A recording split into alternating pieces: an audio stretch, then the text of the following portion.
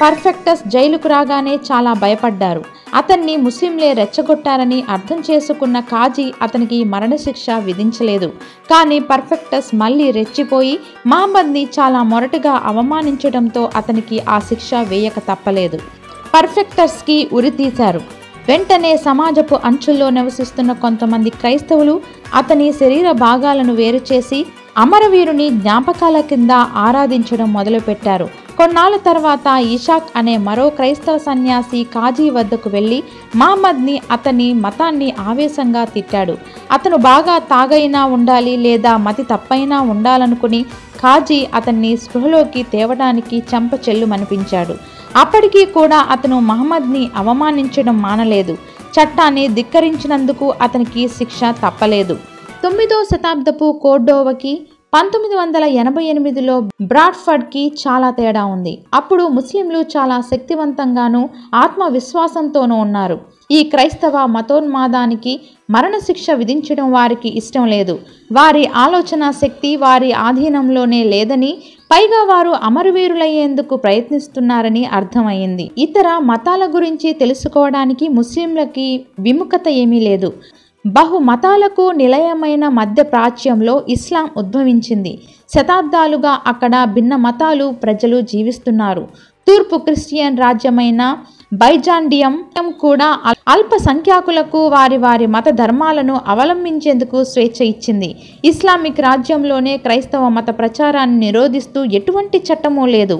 అయితే వారు మహమ్మద్ గురించి ఎటువంటి అవమానకరమైన వ్యాఖ్యలు చేయకూడదు. ఇస్లామిక్ రాజ్యంలో కొన్ని చోట్ల సంశయవాదము, స్వేచ్ఛావాదము కూడా అనుమతించారు.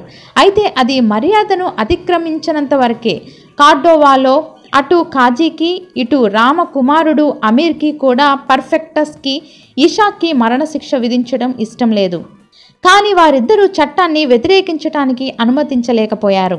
ఇషాక్ మరణశిక్ష అనంతరం మరికొన్నాళ్ళకి అతని మరాఠీకి చెందిన 6 క్రైస్తవ సన్యాసులు కాజీ దగ్గరకు వచ్చి మహమ్మద్పై విషం వెళ్ళగక్కారు.